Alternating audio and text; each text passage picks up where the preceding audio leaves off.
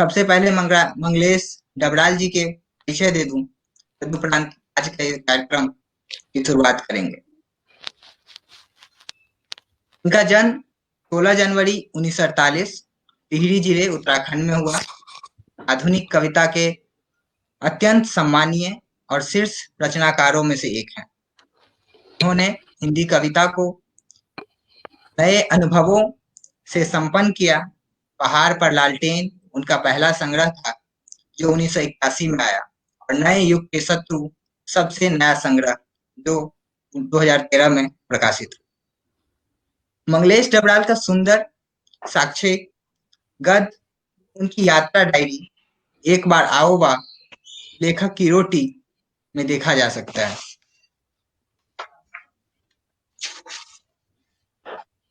वह अपने समय में सिनेमा, सांस्कृतिक सवालों और संचार माध्यमों के अलावा विश्व की संवेदनशील घटनाओं पर टिप्पणी करते रहे। विश्व कविता के उन्होंने कुछ सुनहरे अनुवाद भी किए हैं। वो अनेकों पुरस्कारों से नवाजे गए हैं।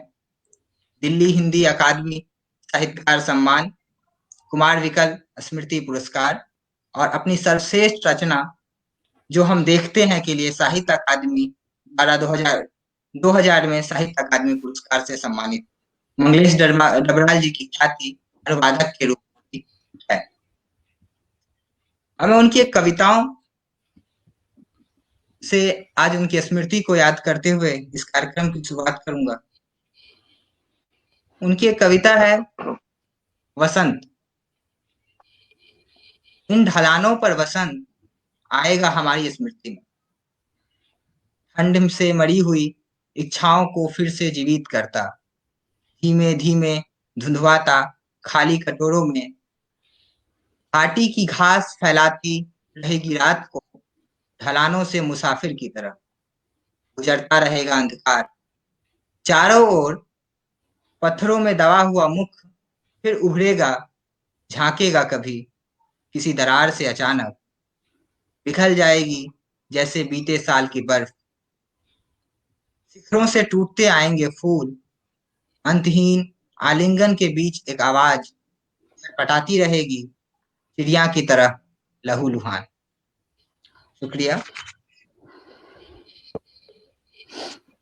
मैं इस कार्यक्रम की शुरुआत करते हुए सबसे पहले अपने आदरणीय सुधा मैम को आमंत्रित करना चाह रहा हूं।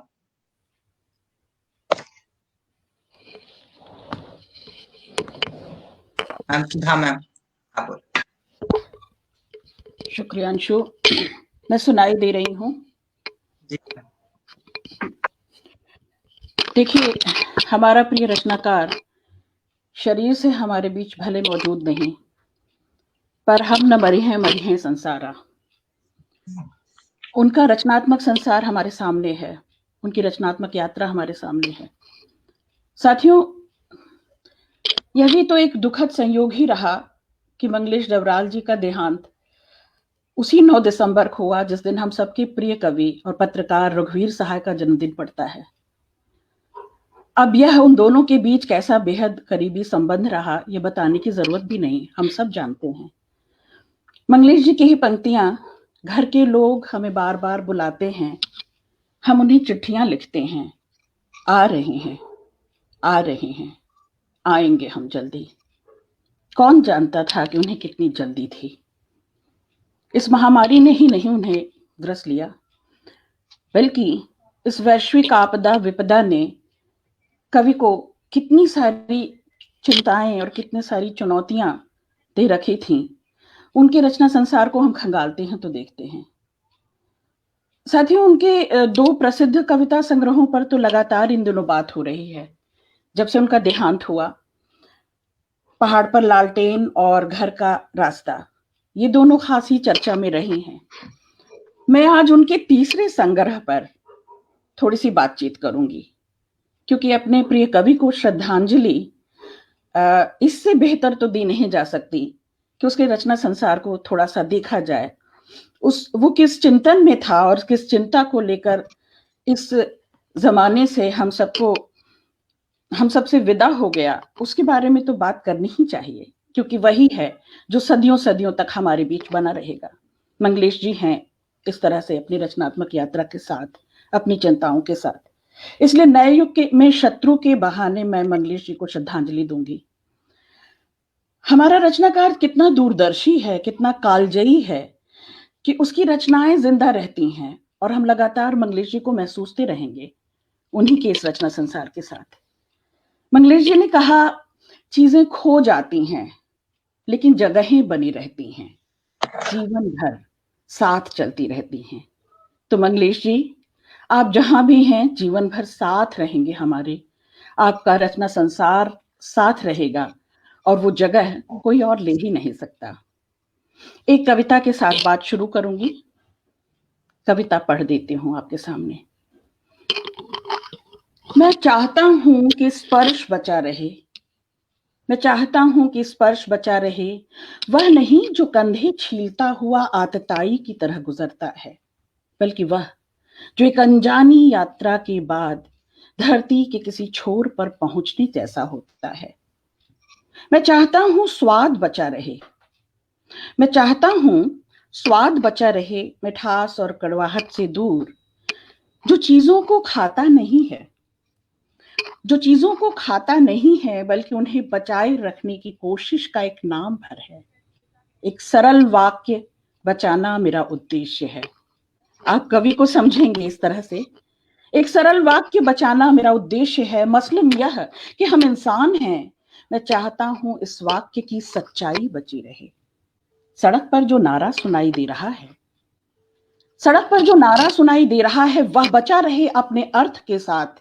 मैं चाहता हूं निराशा बची रहे, मैं चाहता हूं निराशा बची रहे, जो फिर से एक उम्मीद पैदा करती है अपने लिए, कि फिर से एक उम्मीद पैदा करती है अपने लिए, पैदा करती है अपने लिए। वो शब्द बचे रहें जो चिड़ियों की तरह कभी पकड़ में नहीं आते। प्रेम में बचकानापन बचा रहे, प्रेम में बचकानापन बचा रहे, वैसे ही जैसे हम कवियों में बची रहे थोड़ी सी लज्जा। इस कविता के साथ मैं थोड़ी सी बातचीत करना चाहूंगी नए युग में शत्रु। जैसा कि अंशु का यह आग्रह भी था कि उनके रचना संसार पर मैं थोड़ी सी बात करूं, जरूर करूंगी। आप सभी बेहतरीन कवि हैं, वरिष्ठ हैं, मेरे अध्यापक हैं मेरे सामने, और जितेंद्र जी हैं मेरे वरिष्ठ अग्रज हैं। आप सब इससे सहमत होंगे कि कविता का संसार यूं ही नहीं बनता। हमारी न मालूम कितनी सारी स्मृतियां, कितनी सारी कल्पनाएं और सपने उससे जुड़े होते हैं। पर यह जमाना कैसा है? इस युग में स्मृतियों, कल्पनाओं और सपनों से हम लगातार दूर होते जा रहे हैं। फिर कविता को कैसे बचाएंगे? ये बड़ा प्रश्न है, ये बड़ी चुनौती है, और इसी बड़े प्रश्न और चुनौती से मंगलेश जी लगातार टकराते रहे। बुद्धिजीवी वर्ग का जो आत्मसमर्पण है, या मीडिया टेक्नोलॉजी का जो यथार्थ है, या ये उपभोक्तावादी जो बाजार है, ये सब कुछ हमारे सामने पसरा है विकराल रूप में। सच है ना? सच तो यह है कि हम सब उसी भागम भाग में शामिल हैं। अब चाहे साहित्य हो, समाज हो, ये सारा फलक, हम साक्षी हैं, हम साक्षी हैं इस बात के, ये सारा फलक इतनी तेजी से बदल रहा है कि हम स्मृतियों, कल्पनाओं और सपनों की परछाई भी नहीं पकड़ पाते। आदमी सिकुड़ रहा है लगातार। हमारे चारों तरफ जो यथार्थ निर्मित हो रहा है वह आर्थिक और राजनीतिक शक्तियों से बना यथार्थ है, और इन शक्तियों पर बात होनी चाहिए। यही है वो नए युग का शत्रु जिस पर बात करने के लिए मैं यहाँ मौजूद हूँ। आप सब मेरे अग्रज हैं, मेरे अध्यापक मेरे सामने बैठे हैं, वे इसे बहुत अच्छी तरह जानते हैं कि ये जो हमारा मध्यम वर्ग है, यही है जो थोड़ा सा पढ़ता है, सोचता है, समझता है, बोलता बतियाता है, और यही है जो सवाल उठाता है, चुनौतियों का सामना डटकर करता है। अब आप देखें कि यही मध्यम वर्ग जो विचार परिवर्तन, जो मत परिवर्तन, या जो जनादेश तैयार करने वाला मुख्य जरिया था, प्रमुख जरिया था, वो शिकार है अब उपभोक्तावादी संस्कृति का, खरीद लिया गया है इस उपभोक्तावादी संस्कृति से। ग्लोबल गांव में बसता यह मनुष्य जो है, ये बाजार का खरीदार मात्र है। और खरीदार विकल्पों में चुनाव तो कर सकता है, बहुत सारे विकल्प उसके सामने मौजूद हैं, पर उपलब्ध सामग्रियों पर अपने विचार नहीं रख सकता। वो विचारक नहीं है, वो विचारक नहीं है। तो वो कौन है? वो कंज्यूमर है, इस बाजार का कंज्यूमर है। इसीलिए मैंने कहा कि यथार्थ के दोनों छोरों पर हमारा समूचा भारतीय जीवन रह रहा है, ठहरा हुआ है। हम लगातार भाग रहे हैं, कहीं पीछा कर रहे हैं, कहीं हाँफ रहे हैं, आंखें चौंधिया रही हैं, और हम हिंसक जानवर की तरह एक दूसरे पर हमला करते हैं। मंगलेश जी नए युग के शत्रु में ही कह रहे हैं, एक तेज हवा चल रही है, एक तेज हवा चल रही है और विचारों, सपनों, स्मृतियों को फटे हुए कागजों की तरह उड़ा रही है। यथार्थ इन दिनों बहुत ज्यादा यथार्थ है, उसके शरीर से ज्यादा दिखाई दे रहा है उसका रक्त। देखिए कि ये कवि जिसकी उम्मीदें हम लेखक समुदाय से हैं, सबसे अधिक वो ये उम्मीद लेकर चले गए हम लेखकों से, हम कवियों से, कि हम इस यथार्थ की दंश को पकड़ें, वो साहस, वो जोखिम जुटा लें। इसे यथार्थ वैकल्पिक संसार को रचना ही है। अब वैकल्पिक संसार को रचे बगैर कुछ नहीं हो सकता, और यही कविता की भी बुनियादी शर्त है। क्या? कि मानवीय संबंधों की तलाश करें, हम जुट जाएं अपने प्रति यथार्थ की रचना में। वही कालजयी रचना होगी जो इस अर्थ शक्ति और तंत्र शक्ति के सामने नए विकल्प खड़ा कर दे। क्योंकि पुरानी मूल्य व्यवस्था तो टूट रही है, संबंध व्यवस्था टूट रही है, आप सब साथी हैं इसके। नया कुछ भी तो जन्म नहीं ले रहा इन दिनों, क्या लंबे अरसे से। और ये संक्रमण की स्थितियां ही समकालीन कविता की सबसे बड़ी चुनौती है। पुराने को भंग किया नहीं गया और नया रचने की तैयारी में जुटे हैं। कविता जीवन के सवालों का जवाब न बने, न दे जवाब, पर सवाल करना तो सिखा दे। सवालों की प्रतिध्वनि तो उठाए, बार बार प्रतिध्वनित नेपथ्य से बार बार आवाज तो आई, ये जोखिम तो उठाए। मसले क्योंकि अब भी वही हैं, यानी बाजार है, उपभोक्ता संस्कृति है, भूमंडलीकरण की समस्याएं हैं, और मनुष्य का उपभोक्ता से लगातार उत्पाद बनते जाने की समस्या सबसे जटिल है। जितेंद्र सर इसे बेहतर तरीके से और आपको समझा सकेंगे कि ये समकालीन मुद्दों से बिना जूझे, बगैर जूझे, उसे ठीक ठीक बिना चिन्हे पहचाने कोई कालजयी रचना नहीं हो सकती। मंगलेश जी नए युग के शत्रु में कहते हैं, इस तस्वीर में अब नया कुछ नहीं हो सकता, इस तस्वीर में अब नया कुछ नहीं हो सकता, सिवाय इसके कि यह पुरानी और धुंधली होती रहेगी। और वह क्षण इसमें कभी नहीं आएगा जब लोग अप्रत्याशित ढंग से उठ खड़े होंगे और अलग अलग अपने रास्तों की तरफ चलने लगेंगे। ये मंगलेश जी कह गए नए युग के शत्रु में। साथियों, जिन दिनों ये मैं पढ़ रही थी, पढ़ा, थोड़ा रिसर्च किया इस पर, मुझे रणेंद्र याद आ रहे थे। आप सब पढ़ चुके हैं रणेंद्र का वो बहुचर्चित उपन्यास ग्लोबल गांव का देवता। वही बेचैनी हम सबके भीतर भरी है, हम सब बेचैन हो रहे हैं। क्या? उत्पाद बनता मनुष्य अब सारी दुनिया के लिए एक बड़ी और नई चुनौती के रूप में उभर रहा है। बाजार और भूमंडलीकरण ने मनुष्य की इच्छा को, उसकी भूख को, उसकी तृष्णा को बढ़ाया। बाजार नेपथ्य में नहीं है, हम सब इस बात को जान रहे हैं कि वह रोल मॉडल के रूप में मंच पर आकर पसर गया है, बल्कि फ्रंट में आकर खेल रहा है। अब सारी शक्तियों को यही बाजार संचालित कर रहा है। आप देखें कि कवि चिंतित है भूमंडलीकरण को लेकर। उस संग्रह में कविता है, बड़ी अच्छी कविता है, भूमंडलीकरण।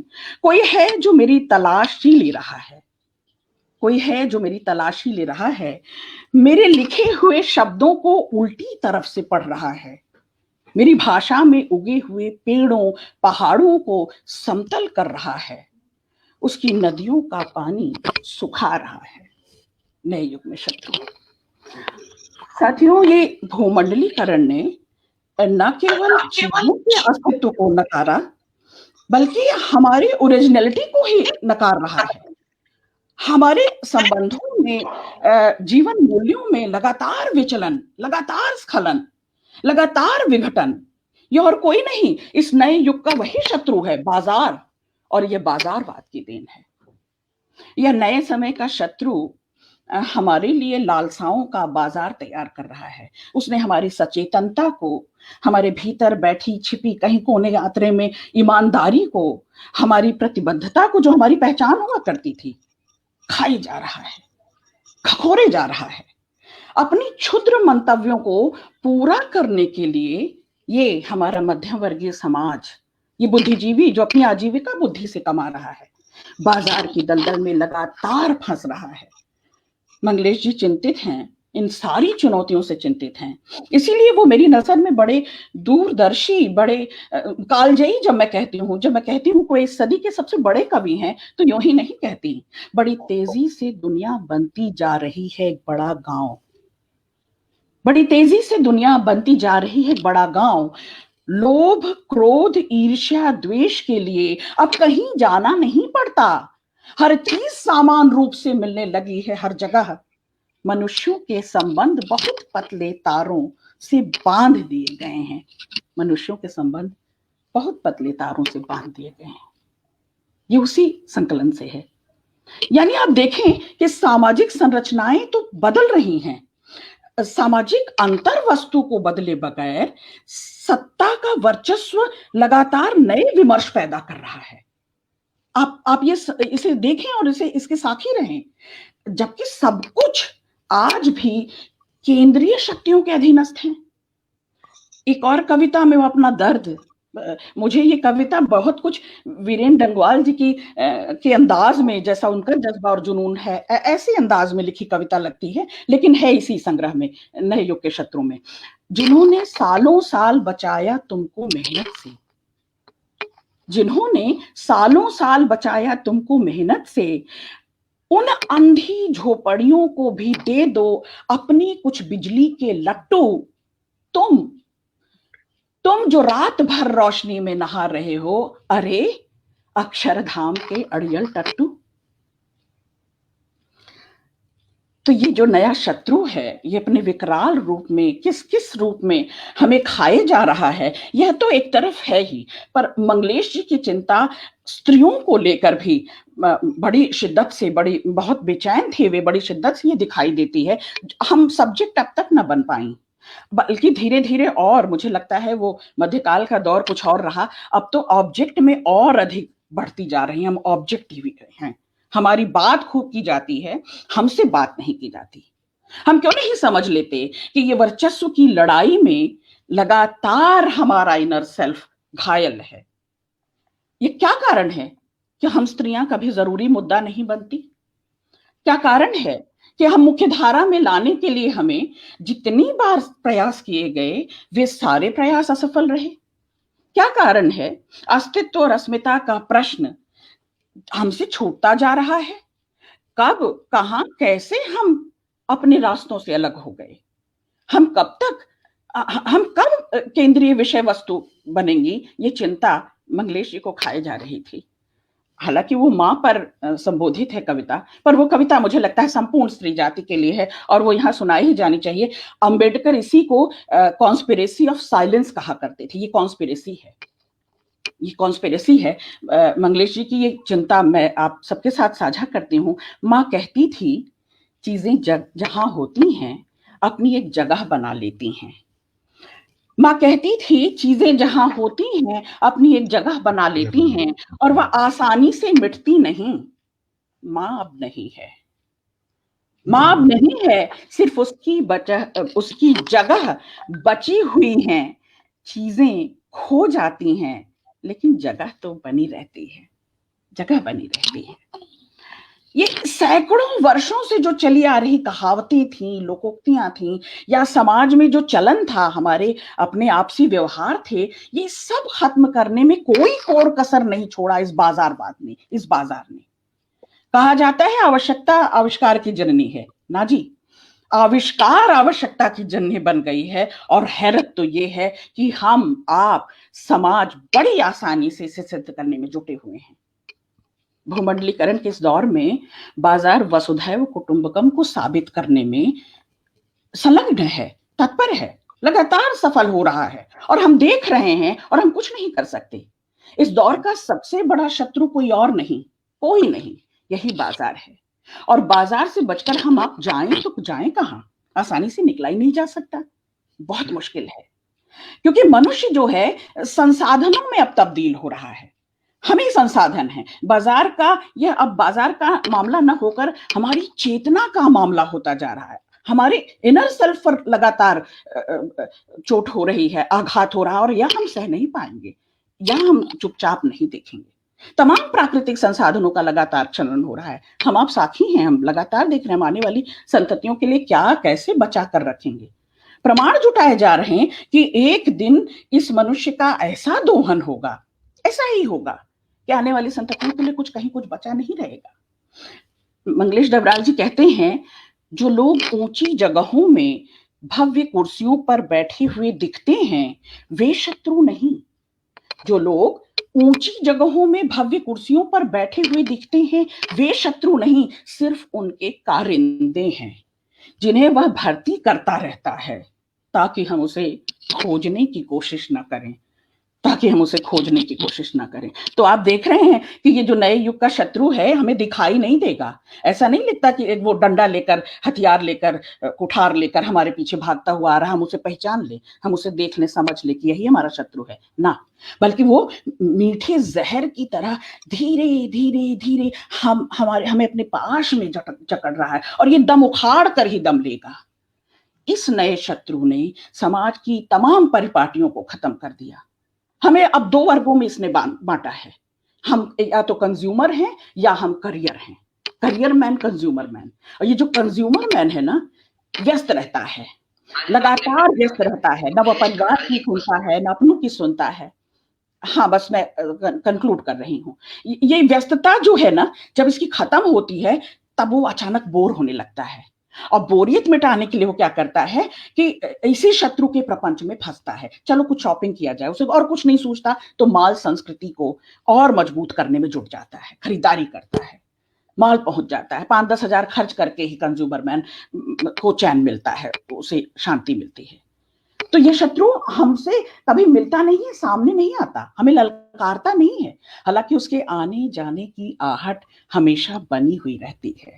कभी कभी उसका संदेश आता है कि अब कहीं शत्रु नहीं है, हम सब एक दूसरे के मित्र हैं।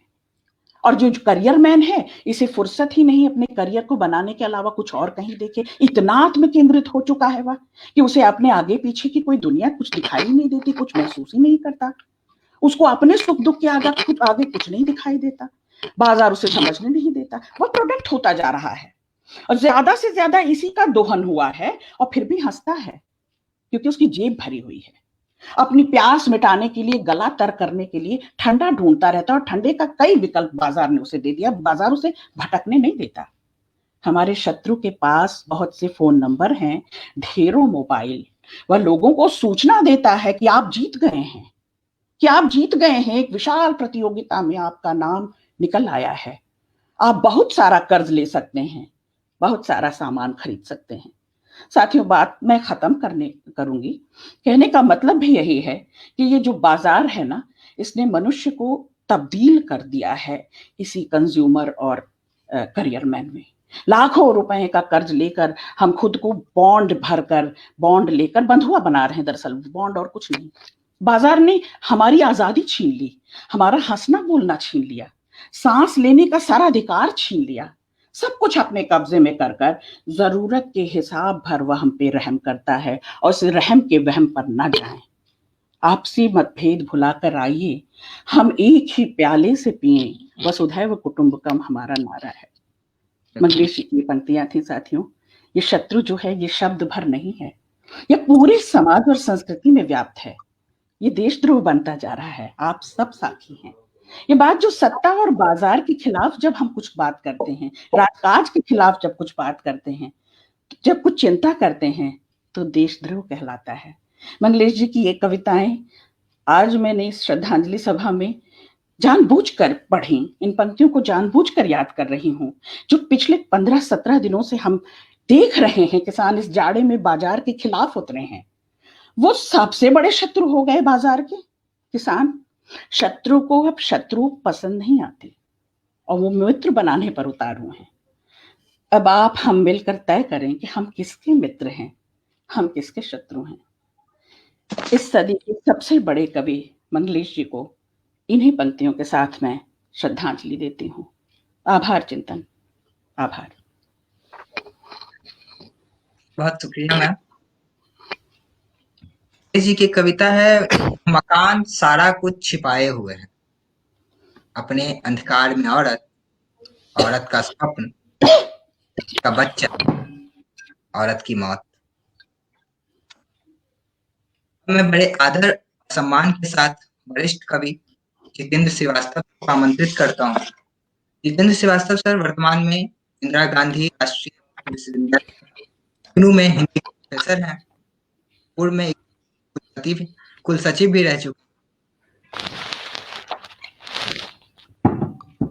ठीक है, धन्यवाद अंशु। और अभी आदरणीय देविक रमेश जी, आदरणीय सुधा जी, अंशु और जो मित्र फेसबुक पर हम लोगों से जुड़े हैं वे भी, और जो लोग बाद में कभी इसे सुनेंगे वे भी, सबके प्रति मैं अपना आदर प्रकट करता हूँ। इतनी जल्दी मंगलेश जी के लिए कोई स्मृति सभा होगी, स्मृति व्याख्यान देना होगा या उन्हें स्मृति शेष कहना होगा, हम में से किसी ने नहीं सोचा था। कुछ दिन पहले तक वो लगातार फेसबुक पर बहस कर रहे थे, लगातार लोगों से बात कर रहे थे, और जैसा सुधा जी कह रही थी, हम सब जानते हैं कि उनका पूरा जीवन जब से वो चेतस हुए होंगे या जब से हिंदी समाज उन्हें जानता है तब से एक प्रतिबद्ध जीवन जिया था उन्होंने। उनकी कविताएं इसका गवाह हैं, उनकी पत्रकारिता भी इसकी गवाही देती है। उनका जो लेखन है वो गद्य में भी अगर है, वहां पर भी अगर आप देखें तो ये पता चलता है कि जीवन का एक पक्ष चुना था मंगलेश डबराल ने, और उस पक्ष के साथ वो बने रहे अपने अंतिम दिनों तक, अपने अंतिम समय तक। जिस तरह से उनके जाने पर फेसबुक पर श्रद्धांजलियों का एक तरह से कह सकते हैं कि मतलब तांता लगा, जिस तरह से लोगों ने उनको याद किया, वो बड़ी बात है। हमारे समय में जब लोग इतने आत्ममुग्ध हो गए हैं, जब लोग इस कदर स्वकेंद्रित हो गए हैं, तब कोई किसी के जाने पर इस तरह विचलित है, ये बड़ी बात है। ऐसा कम कम देखा गया हिंदी समाज में। केदार जी के जाने पर देखा गया था इस तरह का एक विचलन लोगों के बीच में, और बहुत पहले जिन लोगों को याद है अज्ञेय के जाने पर लोग विचलित हुए थे, तब सोशल मीडिया का दौर नहीं था इस तरह से। और अज्ञेय के जाने पर वे लोग भी दुखी हुए थे जिनसे लंबी वैचारिक असहमति थी अज्ञेय की। तो ऐसा बहुत कम होता है। ये मंगलेश जी की प्रतिबद्धता थी, उनकी लोकप्रियता थी, जो भी कहना चाहें आप, जो भी शब्द देना चाहें आप, इसे एक बड़ी बात की तरह रेखांकित किया जाना चाहिए। और लोग अभी देखें 3-4 दिन 5 दिन जो भी समय बीत गया है, अभी भी लगातार लोग उस पर बात कर रहे हैं। तो एक चीज तो यही है कि, और यह कविता ही है जिसके नाते मंगलेश हम सबके इतने प्रिय हुए। जाहिर है कि वो कवि नहीं होते तो हम उन्हें इस रूप में नहीं जानते। असंख्य लोगों से भरी हुई है यह दुनिया, अरबों लोग, खरबों, मतलब पता नहीं कितने लोग हैं, सारा समीकरण, सारी पूरी दुनिया का अगर आप रखें तो अरबों लोग इस पृथ्वी पर हैं। लेकिन उनमें से जब कोई इस तरह जाता है तो लगता है जैसे कोई अपना ही चला गया, अपने बीच का चला गया। आप बरसों से न मिले हों उनसे। ऐसे ऐसे लोगों ने संस्मरण लिखे हैं फेसबुक पर, जिनसे मंगलेश डबराल की कभी कोई मुलाकात नहीं हुई, कभी फोन पर कोई बातचीत हो गई, कभी कोई और इसी तरह का संपर्क संवाद हुआ, फिर भी वो स्मृति में है। कुछ ऐसे लोग जिनकी रचनाएं छापने से उन्हें इनकार कर दिया, वो लोग भी उनको प्रेम से याद कर रहे थे। सामान्यतः ऐसा नहीं होता है, तो ये बड़ी बात है। सुधा जी ने अभी उनकी कविताओं पर बहुत विस्तार से बात किया। 80 के दशक में मंगलेश जी हिंदी कविता में आए थे, आप सब इससे परिचित हैं, और अलग आस्वाद के साथ आए थे। इसलिए आप उस दौर के आलोचकों को देखेंगे, ये ठीक रेखांकित किया गया है उनके बारे में, तो आप देखें कि मंगलेश का जिक्र तो आता है आलोचकों के वहां उस समय में, लेकिन जो त्रयी बन रही थी उस समय, उस तरह के किसी त्रयी में नहीं आए। ऐसा नहीं कि जो त्रयी में आए वो कमजोर कवि, वो बड़े कवि हैं, हमारी भाषा के, हमारे समय के, वो बड़े लोग हैं, बड़े कवि हैं वो लोग, लेकिन मंगलेश किसी त्रयी में नहीं आते थे। बावजूद इसके मंगलेश की कविताएं बार बार उद्धृत की जा रही थीं उस दौर के आलोचकों के द्वारा। पहल के कविता विशेषांक में, जो ऐतिहासिक विशेषांक है कविता का, जो लोग भी कविता में दिलचस्पी रखते हैं उन्हें ढूंढकर वो विशेषांक जरूर देखना चाहिए। वैसा कविता का दूसरा कोई विशेषांक निकल नहीं पाया हिंदी में। बाद में भी पहल का एक दूसरा विशेषांक भी आया, वर्तमान साहित्य का एक विशेषांक आया, कई विशेषांक आते गए, उद्भावना का एक विशेषांक आया कविता का, लेकिन पहल का जो 80 का जो कविता विशेषांक है, वैसा कोई दूसरा विशेषांक नहीं आ पाया। तो उसमें जो कविताएं मंगलेश जी की आई थी, कहीं से आवाज आ रही है मेरे ख्याल से इसमें, आप बोलिए सर। जी, तो ऐसी तो मंगलेश जी उसमें जो अपनी कविताएं लेकर आए थे, वो बिल्कुल मतलब उस दौर में जो और उनके समकालीन लिख रहे थे उससे अलग तरह की थी। कह लीजिए साइलेंट कर सर का लें। थोड़ा सा हाँ नेटवर्क प्रॉब्लम है, वो कनेक्ट कर पा रहे हैं। ठीक है। तो उस मंगलेश जी ने एक बार बहुत डिस्टर्ब हो रहा है। हाँ सर आप बोलिए। मंगलेश जी ने एक बार बातचीत में बताया था कि जब वो दिल्ली आए थे बहुत पहले और समकालीन भारतीय साहित्य में शानी संपादक होते थे उसके, तो इन्होंने अपनी कुछ कविताएं लेकर आए थे और इन्होंने भारत भूषण अग्रवाल को अपनी कविताएं दिखाई। 8-10 कविताएं रही होंगी। तो मंगलेश जी कह रहे थे कि यात्रा में हम लोग साथ साथ थे, तो मंगलेश जी ने बताया कि मेरी वो कविताएं पढ़कर भारत भूषण अग्रवाल उछल पड़े, बड़े प्रसन्न थे। मतलब उन दिनों को याद करते हुए मंगलेश जी, मतलब जैसे एक किशोर उल्लास आ जाता है, वैसा उल्लास हमने महसूस किया। हम ट्रेन में थे, बैठे हुए थे, और कहे कि फिर उन्होंने सानी को कविताएं दी और वो वहां पर छपी। जाहिर है कि भारत भूषण अग्रवाल जो स्वयं बड़े कवि थे, कविता के पारखी थे, उन दिनों साहित्य अकादमी में ही वो नौकरी करते थे, वहां उपसचिव थे, तो उन्हें मंगलेश डबराल की कविताओं में कुछ बिल्कुल अलग सा दिखा होगा और वो कविताएं छपी। वो सारी कविताएं बाद के दिनों में एक बहुत महत्वपूर्ण संग्रह, जो हिंदी कविता के इतिहास में वो दुबला पतला सा लेकिन बहुत महत्वपूर्ण संग्रह है, पहाड़ पर लालटेन, 78-80 पेज का संग्रह है, वो बहुत ही पतला सा संग्रह है। तो उसमें वो कविताएं हैं, और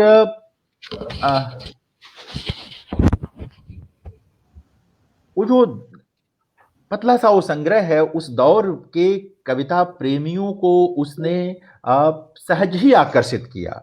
मतलब अलग से कोई प्रयास नहीं करना पड़ा मंगलेश डबराल को लोगों का प्रिय होने के लिए या अपनी विशेषता रेखांकित करवाने के लिए। आप देखेंगे उसी दौर में तो 2-3 कवि ऐसे हैं जिनमें मंगलेश जी एक कवि हैं जो चल रहे मुहावरे को नहीं पकड़ रहे थे। यानी 80 के दशक में जो बहुत तेजी से लोकप्रिय हो चला कविता का मुहावरा था, जिसको पकड़ के लोग ढेर सारी कविताएं लिख रहे थे, उस दौर की पत्रिकाओं को उठाकर देखिए या बाद में जो संग्रह आए उनको देखिए, तो मंगलेश डबराल उससे थोड़ा अलग हट करके काम कर रहे थे।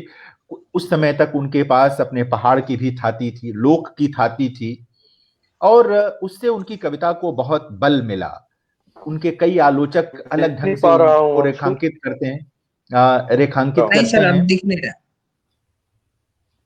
आपकी फोटो नहीं आ रही है सर। हाँ आप जितेंद्र सर, आप चालू।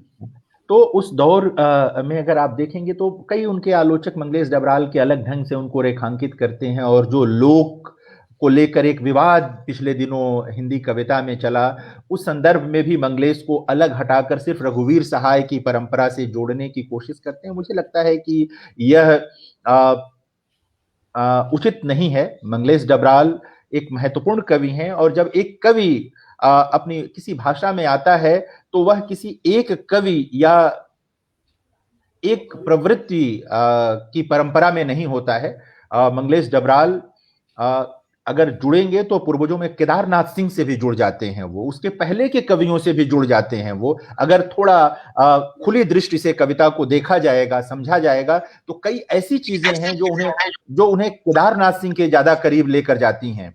ठीक है कि उनकी राजनीतिक कविताएं कई हैं जो उन्हें रघुवीर सहाय की ओर ले जाती हैं, और अगर वैचारिक स्तर पर देखें आप तो फिर तो रघुवीर सहाय से उनकी एका बननी ही नहीं चाहिए। रघुवीर सहाय जीवन भर लोहियावादी रहे और मंगलेश डबराल मार्क्सवादी रहे, और हम सब जानते हैं कि और एक तरह से मार्क्सवाद विरोधी रहे रघुवीर सहाय। अपने वैचारिक आग्रहों में रघुवीर सहाय मार्क्सवाद विरोधी थे। उनका गद्य पढ़ करके देखिए, उनकी कविताएं देखिए। राजनीतिक, ये जरूर है कि उनकी राजनीतिक कविताओं ने रघुवीर सहाय के वामपंथी आलोचकों का भी ध्यान अपनी ओर आकृष्ट किया, और वो बहुत महत्वपूर्ण कविताएं हैं उनके अपने वैचारिक आग्रहों से अलग। तो कई बार जो छोटी छोटी राजनीति है हिंदी कविता की और हिंदी साहित्य की, उससे अलगा कर भी मंगलेश डबराल जैसे बड़े कवि और उनके अवदान को देखना चाहिए। जो लोग अपने को मंगलेश डबराल का बहुत प्रिय होने का दावा करते हैं या कर रहे हैं, उनको भी चीजों को थोड़ा साफ करके दिखाना चाहिए, क्योंकि हिंदी की दुनिया सब जानती है, सब लोग जानते हैं। तो मंगलेश डबराल एक बड़े कवि हैं, इससे किसी को इनकार नहीं हो सकता, लेकिन उनको टुकड़ों टुकड़ों में बांट कर देखने और दिखाने की जरूरत नहीं होनी चाहिए। ये मंगलेश डबराल की कविता की ताकत थी कि जब वो अपना दूसरा संग्रह लेकर आए, घर का रास्ता, तो एक तरह से वो उसने उस दौर की कविता का मुहावरा ही बदल दिया। वो जो नक्सलवाड़ी कविता का एक दौर था, उसके बाद जो 80 की कविता में परिवर्तन आया, थोड़ा सा कह सकते हैं कि लाउडनेस कम हुई थी, वो लाउडनेस और कम हो गई, और एक तरह से हिंदी कविता जो सिर्फ एक खास ढंग से राजनीतिक बातें कर रही थी बहुत सारी, इसमें बहुत सारे ऐसे तत्व जुड़ गए जो जिन्हें आप सिर्फ राजनीतिक नहीं कहेंगे, वो सिर्फ राजनीतिक क्रिटिक का मामला नहीं रह गया। तो घर का रास्ता तो एक तरह से मुहावरा बन गया। कुछ लोगों ने इसको मतलब अलग ढंग से कह सकते हैं कि आनंद लेने का भी काम किया, लेकिन सही अर्थों में हिंदी कविता जो अपने को बदल रही थी एक तरह से 80 के बाद के समय में, जिसे आप मोटे तौर पे नवा दशक कहते हैं, उस नवे दशक में जो वरिष्ठ कवि कविता लिख रहे थे और बदल रहे थे चीजों को, मंगलेश डबराल के घर का रास्ता की कविताएं वो काम करती हैं, उनको देखा जाना चाहिए। क्या होता है कि कई बार लोग सिर्फ नाम सुन लेते हैं और उसका जिक्र करते रहते हैं, उनको अगर थोड़ा सा खोल कर देखें तो बहुत सारी चीजें पता चलती हैं। कितना समय है अंशु? अभी सर जुड़ नहीं पा रहे हैं आप अच्छा ठीक है, मुझे बोल देना, मैं 5-7 मिनट और मैंने स्मृति का किया। एक और संदर्भ है, आप देखिए कितने कवियों को ये सौभाग्य मिलता है। हमारे मित्र हैं दिव्यराज अमी, जब मैं जेएनयू में पढ़ता था तो दिव्यराज उस समय वहां पर जेएनयू में ही पढ़ते थे, विदेशी भाषा के विद्यार्थी थे, आजकल जर्मनी में हैं वो। और उन्होंने पिछले दिनों फेसबुक पर लगाया भी था, आप सब परिचित होंगे, कि मंगलेश डबराल की जो बहुत प्रसिद्ध कविता है मैंने शहर को देखा और शहर देखने आया और लौट नहीं पाया, जो कविता, उसका जर्मन अनुवाद वहां के एक प्रमुख जो केंद्र है, सांस्कृतिक केंद्र, उसके दरवाजे पर लगा हुआ है, और मंगलेश डबराल को उसके लोकार्पण समारोह में वहां बुलाया भी गया था। एक बड़ी बात है, कितने लोगों को यह सम्मान मिलता है, ये सारी चीजें होती हैं, और वहां एकदम मतलब सामने लगा हुआ है वो चीज। तो ये मतलब किसी संपर्क संबंध का मामला नहीं है, ये कविता की ताकत है, ये कवि की उपस्थिति का मामला है कि किस तरह एक दूसरे देश में, एक दूसरे समाज में हमारा कवि, हिंदी का कवि समादृत है। तो मंगलेश डबराल को तमाम तरह से संगीत पर जो उन्होंने कविताएं लिखी, हिंदी में कम लोगों ने लिखी हैं। अशोक वाजपेयी जी ने कुछ कविताएं लिखी हैं संगीत को लेकर, एक संग्रह है कुमार गंधर्व वगैरह को लेकर के उन्होंने लिखा है। संगीत को लेकर कविताएं लिखी क्या नाम है मंगलेश डबराल ने, और वो कविताएं अगर आप पढ़ेंगे तो अशोक जी की कविताओं का और मंगलेश डबराल की कविताओं का फर्क भी आपको समझ में आएगा। दोनों महत्वपूर्ण कविताएं, दोनों अच्छी कविताएं हैं, दोनों हिंदी कविता को समृद्ध करने वाली कविताएं, लेकिन दोनों के कह सकते हैं कि आप धरातल समझ में आ जाएगा कि दोनों किस तरह से अलग हो जाती हैं। गद्य बहुत अच्छा लिखते थे मंगलेश डबराल। एक बार आयोवा का गद्य अगर आप देखें तो लगेगा आपको कितना सुगठित और कह सकते हैं आप पानी की तरह बहता हुआ गद्य है वो, और उसमें विचार भी है, भावनाएं भी हैं, सब कुछ है। एक चीज जरूर हुआ, मैं बात को समेटूं, देविक जी भी आ गए हैं और समय भी होगा। बाद की कविताओं में मंगलेश जी के वहां गद्यात्मकता बढ़ती चली गई, विचार का आग्रह भी बहुत बढ़ता चला गया। ये कोई खराब बात नहीं है, विचार आना ही चाहिए, बिना विचार के कोई कविता कैसे बनेगी। और गद्यात्मकता का आग्रह शायद ये विष्णु खरे का दबाव रहा होगा, मैं तो ऐसा मानता हूं कि कुछ रहा होगा, लेकिन इसके बावजूद भी कविता बची रही मंगलेश डबराल के वहां। उतनी गद्यात्मकता में भी आपको लगेगा कि आप कविता पढ़ रहे हैं। अब उनकी बाद की कविताओं को देखेंगे तो पहाड़ का लालटेन का जो शिल्प है और वहां जो कविता की लयात्मकता है वो आपको मंगलेश डबराल के बाद की कविताओं में कम मिलेगा। लेकिन ऐसा नहीं है कि वो मतलब कमजोर कविताएं हैं, ये फर्क है एक कवि का। एक कह सकते हैं कि शिल्प के स्तर पर भी मंगलेश डबराल लगातार प्रयोग करते रहे और कई बार असफल होने की शर्त पर भी उन्होंने प्रयोग किया, और हिंदी कविता को आज अब हम कह सकते हैं कि समृद्ध किया उन्होंने। कवि जब जीवित होता है तो उससे बहस होती है, कवि जब जीवित होता है तो कई बार उसको नकारने का भी मामला होता है, शायद ये उसके धैर्य की परीक्षा लेने का भी मामला होता है, ये समाज करता ही करता रहता है। लेकिन अब जब मंगलेश जी नहीं हैं और हम पलट कर देखते हैं तो ये लगता है कि लगभग 40 वर्षों से भी अधिक, 50 वर्षों का काव्य जीवन मंगलेश डबराल का कुल मिलाकर रहा होगा जब से उन्होंने कविताएं लिखनी शुरू की होंगी। तो एक बहुत लंबा समय मंगलेश डबराल ने हिंदी कविता को दिया, हिंदी कविता को समृद्ध किया, वैचारिक रूप से भी, रूप पक्ष के स्तर पर भी, और नए लोगों में बहुत लोकप्रिय थे वो कोई अहंकार ग्रस्त नहीं थे, बहुत सहज थे, मिलते थे। जवाहरलाल नेहरू यूनिवर्सिटी में जब मैं विद्यार्थी था, जब भी मैंने उनको याद किया किसी भी काव्य पाठ के लिए, वो आए और बहुत प्रेम से आकर कमरे में भी बैठते थे, रहते थे। तब हम लोग एमए के विद्यार्थी थे।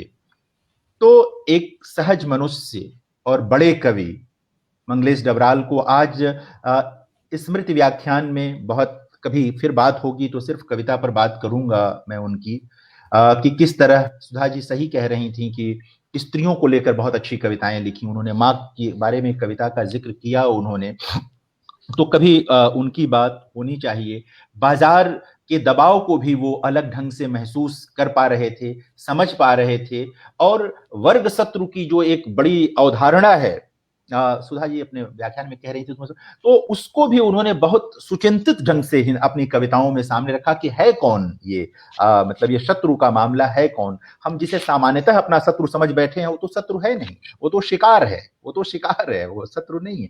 तो ये सब चीजें एक कवि करके गया, और निश्चित तौर पर हमारी भाषा ऋणी है, कृतज्ञ है, और हम सब कृतज्ञ हैं जो उस भाषा में हैं, जो उस भाषा में जीते हैं, उस भाषा में सपने देखते हैं, और उसी भाषा में सब कुछ है, हमारा रोजी रोटी सब कुछ उसी में है, उसी में लिखना पढ़ना है। मैं अपनी कृतज्ञता भी व्यक्त करता हूं अपने अग्रज कवि के प्रति, जो अब सिर्फ स्मृतियों में हैं, भौतिक रूप से, उन रचनात्मक रूप से तो वो हमारे बीच हैं और रहेंगे। मैं अपनी विनम्र श्रद्धांजलि भी अर्पित करता हूं। बहुत बहुत धन्यवाद सर। सौम्य स्वभाव के कारण जाने जाते हैं मंगलेश डबराल जी। उनकी एक कविता है परछाई। परछाई इतनी ही जीवित है जितने तुम, तुम्हारे आगे पीछे या तुम्हारे भीतर छिपी हुई, या वहां से तुम चले। अब मैं इस कार्यक्रम को आगे बढ़ाते हुए आदरणीय दिव्य रमेश सर को आमंत्रित करता हूँ, सर आए और अपना वक्तव्य दें। दिव्य रमेश सर। आप सबको नमस्कार। थोड़ा बीच बीच में मुझे नहीं मालूम क्या व्यवधान आ जाता है, आवाजें आनी बंद हो जाती हैं या दिखना बंद हो जाता हो सकता है, मैं बोलूं उस वक्त भी हो। लेकिन नहीं सबसे पहले मैं अपने साथी अपने ये कवि, अक्सर जब मैं मंगलेश जी से बात करता था तो प्रिय कवि कह के ही संबोधित किया करता था। वो मुझे रमेश जी कहते थे। और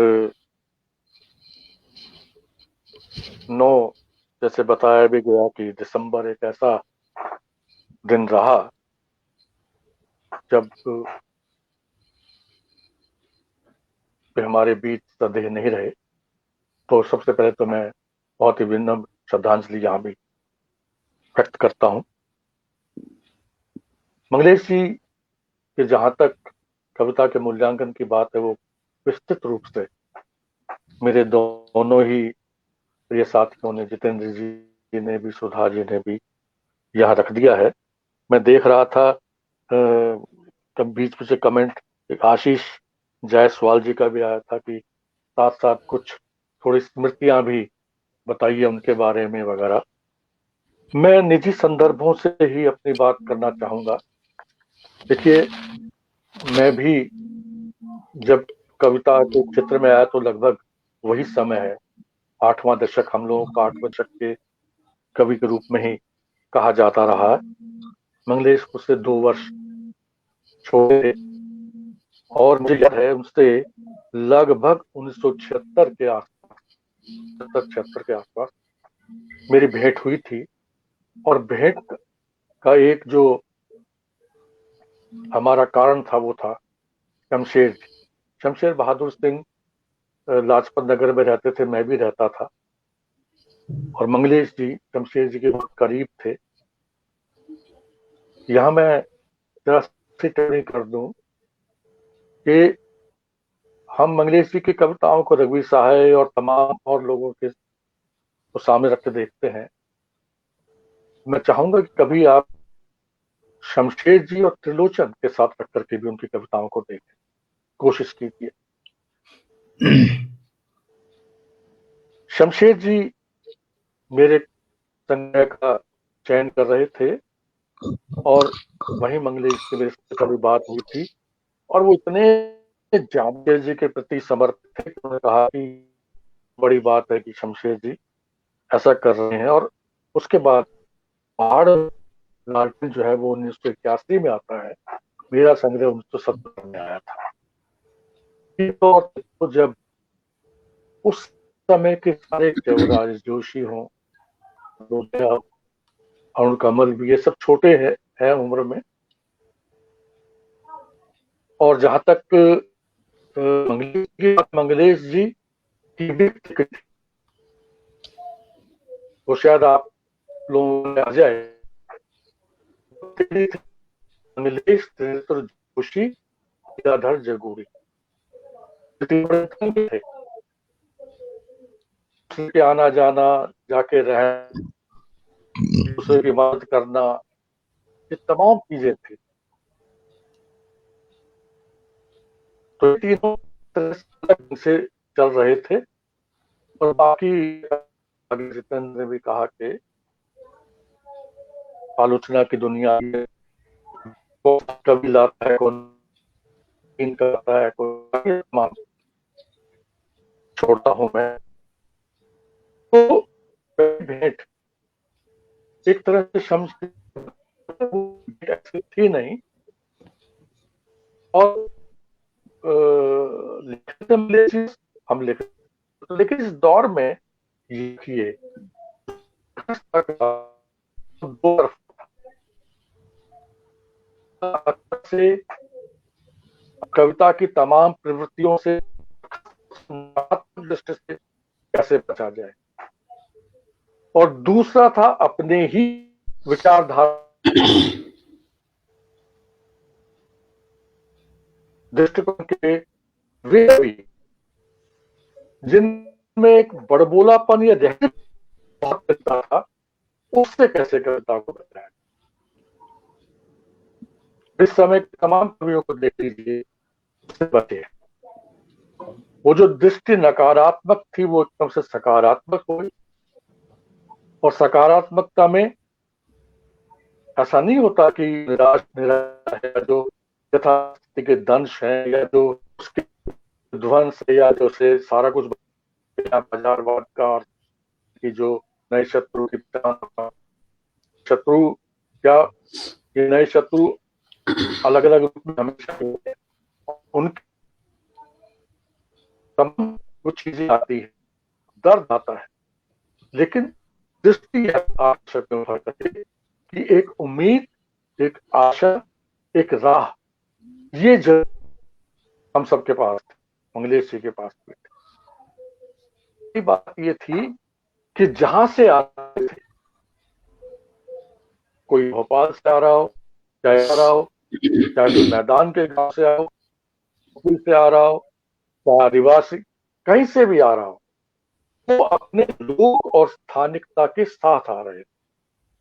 मत भूलिए, मंगलेश जी के यहाँ भी ताकत अभिव्यक्ति के स्तर पर बहुत मिलती। उनकी कविता, उन्होंने उसको उल्लेख भी किया हुआ है कि ये किसी लोकगीत को से प्रेरित होकर के मैंने लिखी। ये जो स्थानिकता है, स्थानीयता, देसीपन का, केदारनाथ सिंह कहते थे देशीयता, वो उस समय के तमाम कवियों में आ रहे थे, और उससे उसका लाभ मंगलेश जी को भी मिल रहा था।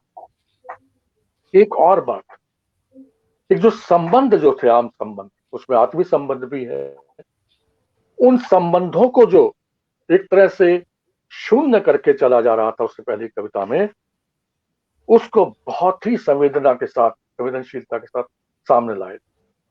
आप देखिए, ये वो दौर है जहां पर आपको दीदी, बुआ, माँ, पिता, बहन, ना जाने कितने संबंधों पर कविताएं मिलेंगी। सब मंगलेश के यहाँ भी पिता को लेके भी है, माँ को लेके बार बार कविता है। एक बात और, मंगलेश जी निश्चित रूप से प्रतिबद्ध कवि हैं, दृष्टि संपन्न कवि, और जब हम जाहिर है ये शब्द जब उपयोग में लाते हैं तो गतिशील जो हमारी धारा है सोच की, उससे जोड़ते हैं। लेकिन उनके पास एक वैश्विक दृष्टि भी थी, और धीरे धीरे अध्ययन के माध्यम से भी और यात्राओं के माध्यम से, यात्राओं के संस्मरण की तो पुस्तक उनकी आई गई है, वो तमाम चीजें भी उनके गद्य में देख लीजिए, उनकी कविताओं में देख लीजिए, वो गूंजे बराबर आती है। यानी उनका जो फलक है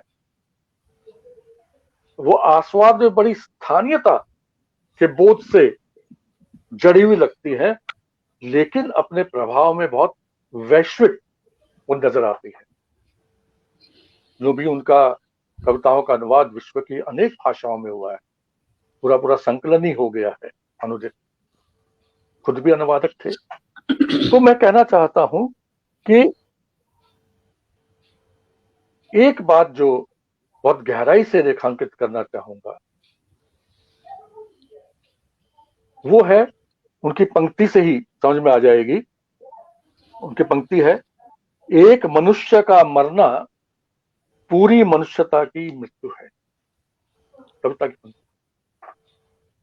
सच में तो यह है कि वो, उनका पूरा संघर्ष अपने भीतर के मनुष्य को बचाए रखने का भी है, अपने जीवन के।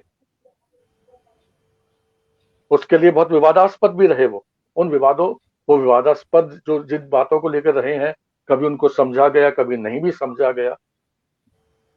मेरी भी कई दफे बात अलग से होती थी, मैं सोशल मीडिया पे ज्यादा नहीं करता था, बहुत सारी बातों से सहमति हो सकती है, लेकिन निरंतर उनकी पूरी कविताओं का अगर एक एक शब्द में कहे,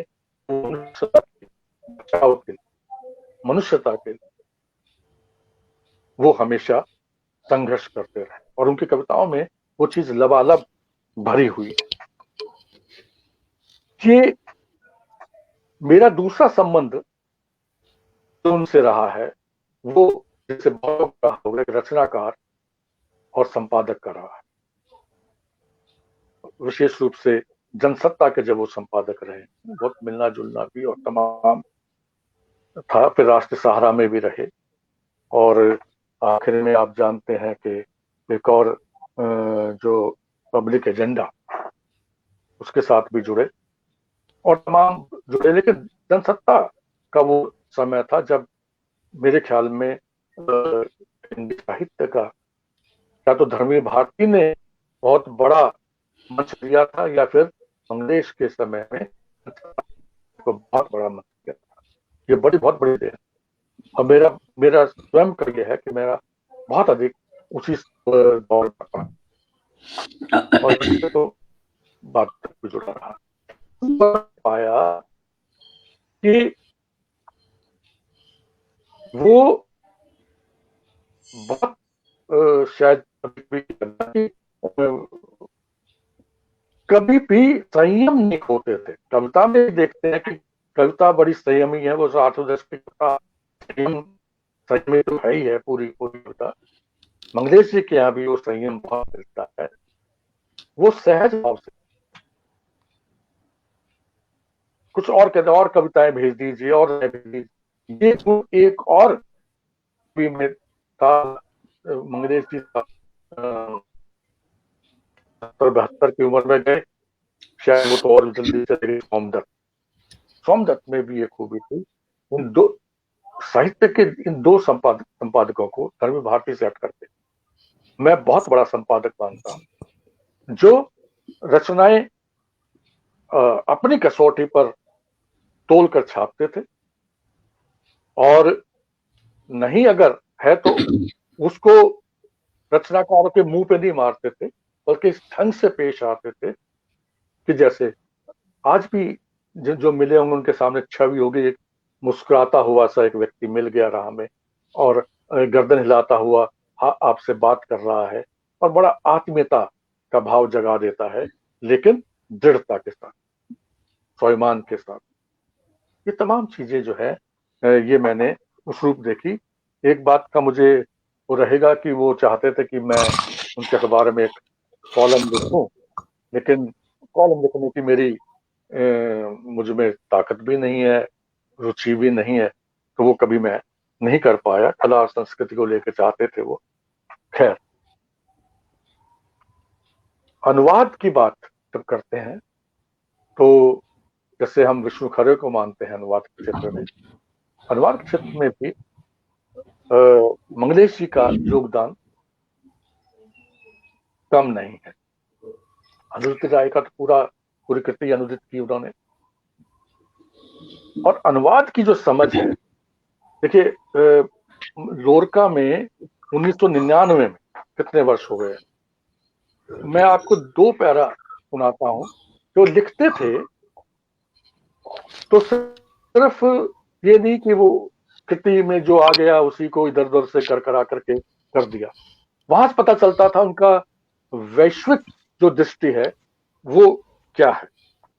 जैसे ये उन्होंने मेरी ही द्वारा जो अनुदित की कोरियाई कविता यात्रा साहित्य अकेडमी से, उस पर लिखा था।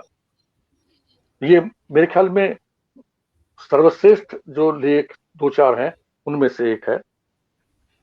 इस वजह को संक्षेप में बता जाए तो यह है कि ये कविताएं जैसे हिंदुस्तानी कविताएं हैं, बल्कि ज्यादा सही होगा कि ये पूर्वी संवेदना की कविताएं हैं।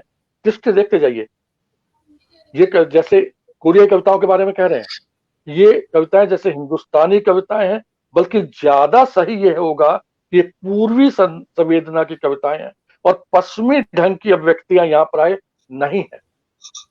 कौन लिख सकता है ये बात, जिसका पूरा गहरा सरोकार हो तभी कह सकता है, वरना वो यही तक सीमित रह सकते थे। आधुनिक पश्चिम संवेदना वहां के यथार्थ की ही तरह कुछ सिंथेटिक किस्म की है। उसमें प्रेम करते हुए मनुष्य नहीं है, उनकी गहरी वेदना नहीं है।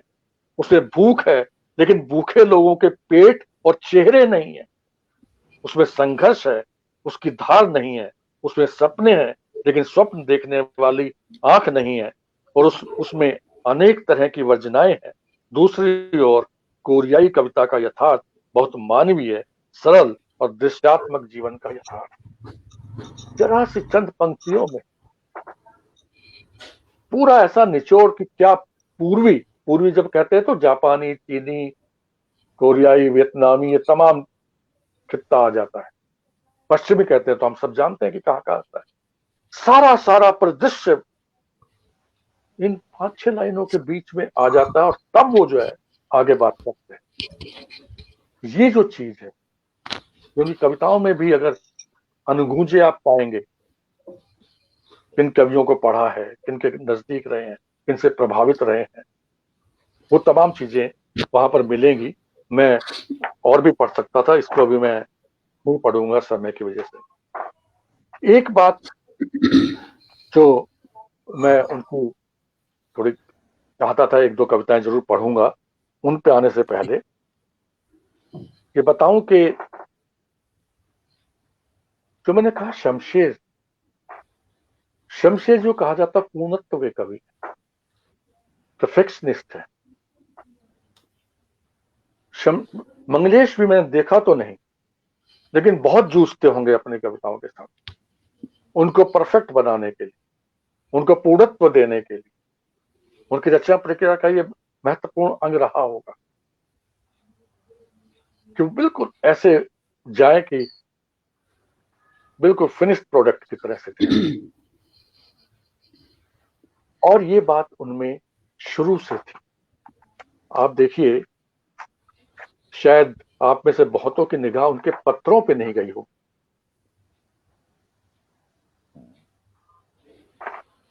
उनके पत्रों में मैं एक पत्र आपको दे रहा हूं 1968 का।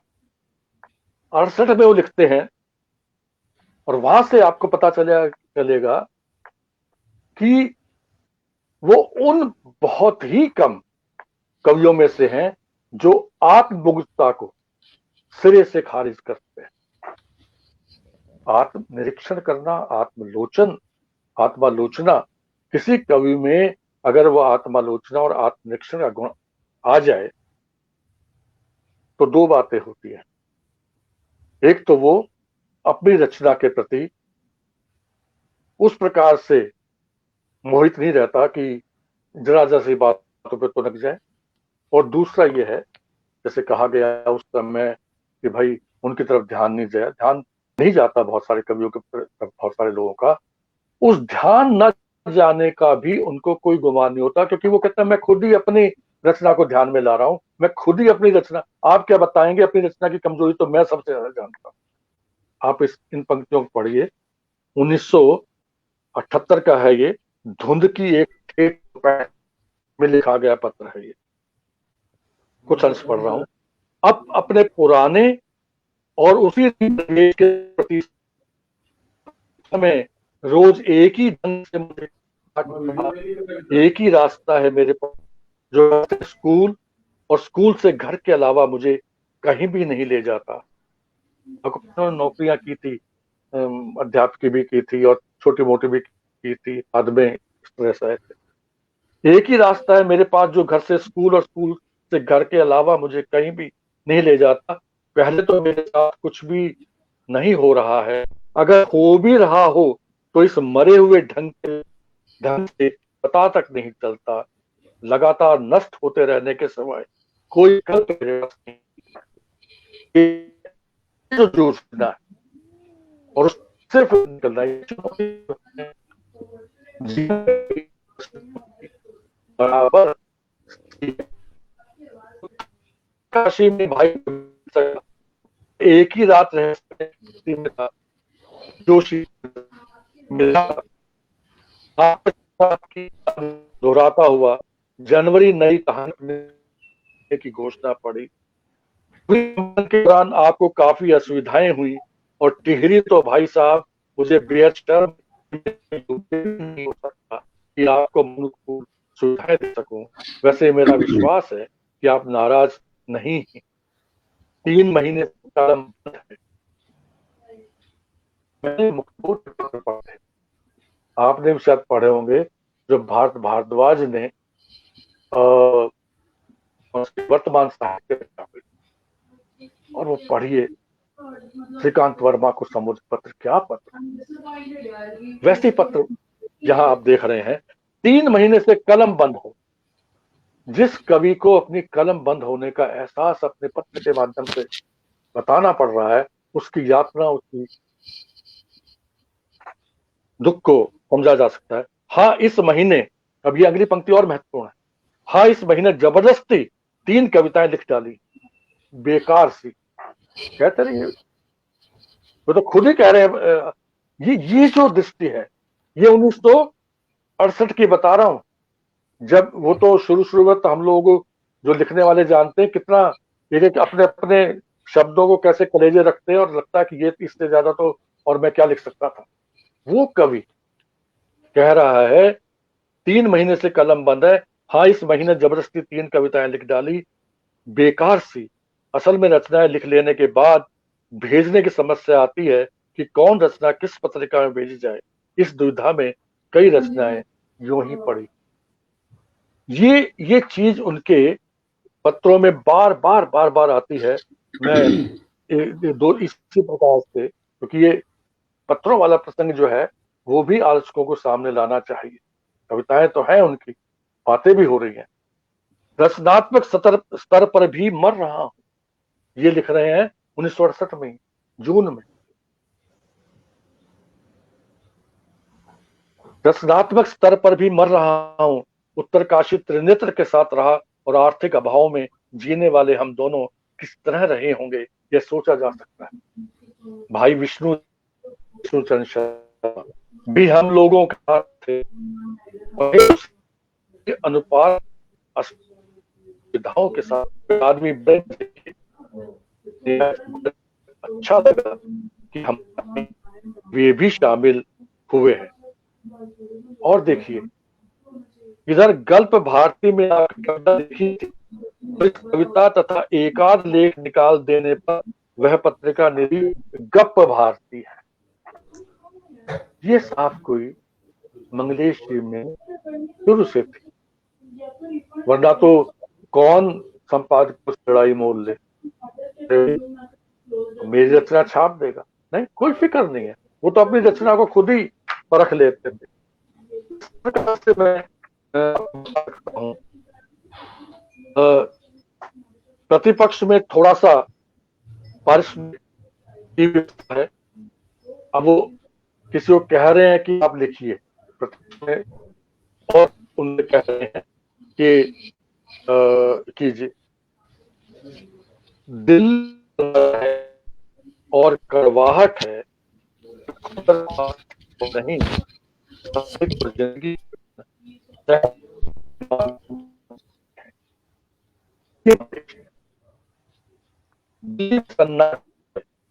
और कड़वाहट है या खुलकर कोई बात संभव नहीं, जबकि साहित्य और जिंदगी का दिमाग की बात।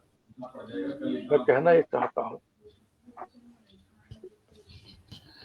ये एक खासतौर से पश्चिम में तो बहुत कहा गया है, हमारे यहाँ भी बच्चन जैसे लोगों ने कहा है कि किसी की कवि को समझने के लिए उसके जीवनगत जो संदर्भ है, जीवनगत जो चुनौतियां और संघर्ष है, उनकी तरफ भी हमारे आलोचकों की निगाह जरूर जाना चाहिए। वो रचनाएं जो है जैसे समाज से निरपेक्ष नहीं होती है, कवि के अपने जीवन से भी निरपेक्ष नहीं, वहीं से वे अपनी ऊर्जा, अपने प्रेरणाएं लेकर के आती हैं, वहां पता चलता है।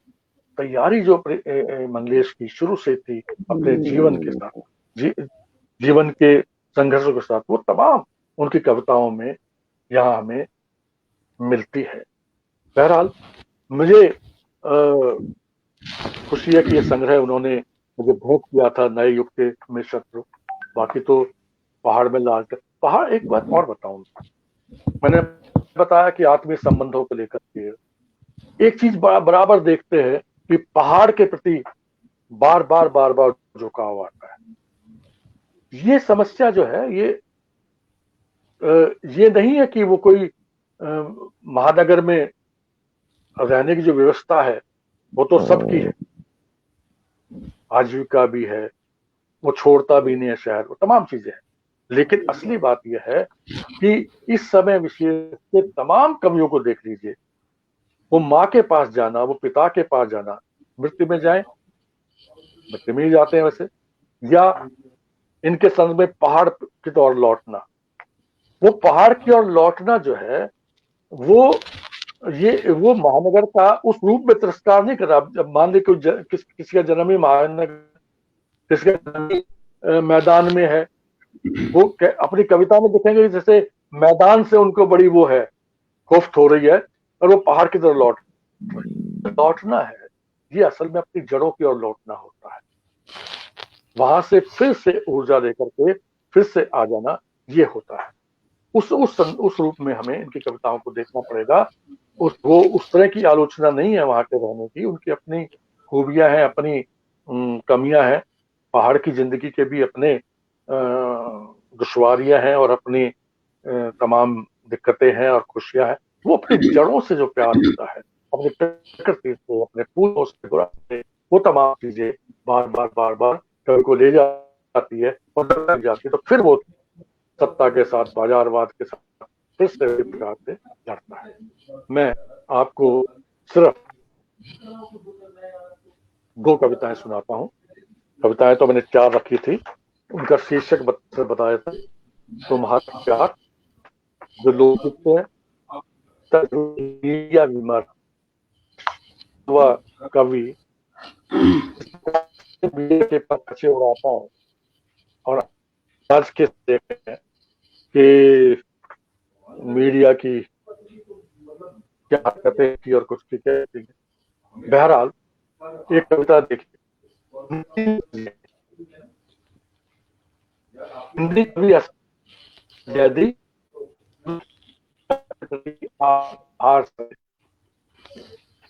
हम चीजों को छिपा देना चाहिए, आज की है वो अंशु आवाज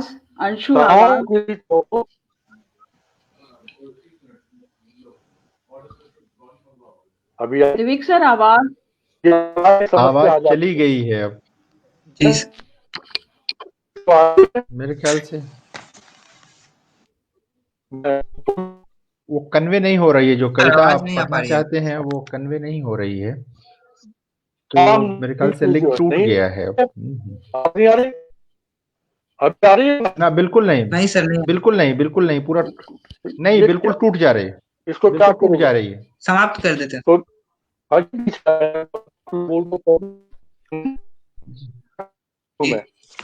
सर कविता पहुंच ही नहीं रही हम सब तक। ठीक है सर, तो बस मैं बता पाता हूँ, नुकीली चाह और घटती हुई ऑक्सीजन, ये पता। और मैं यही कहना चाहता हूँ कि अंत के समय में मुझे याद है तेजी ग्रोवर ने मुझे बताया था, उसके बाद से मैं तियलमा के संपर्क में रहा, तो सोच नहीं था, मैं हमेशा कहता नहीं बेटे, मजबूत है भीतर से मंगलेश, और निश्चित रूप से, लेकिन खैर होना था वो हुआ।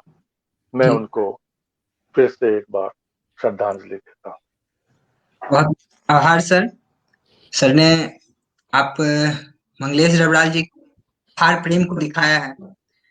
मंगलेश डबराल पहाड़ में उतरे हुए ऐसे कवि हैं जिनके जहन में कभी पहाड़ नहीं उतरा, मैदान में पहाड़ चढ़ते थे और पहाड़ पर मैदान खोजते थे। ऐसा है, उनकी कविताएं प्रवास करती है। तो उनकी एक कविता है पहाड़। इस कविता से मैं कार्यक्रम का समापन करूंगा।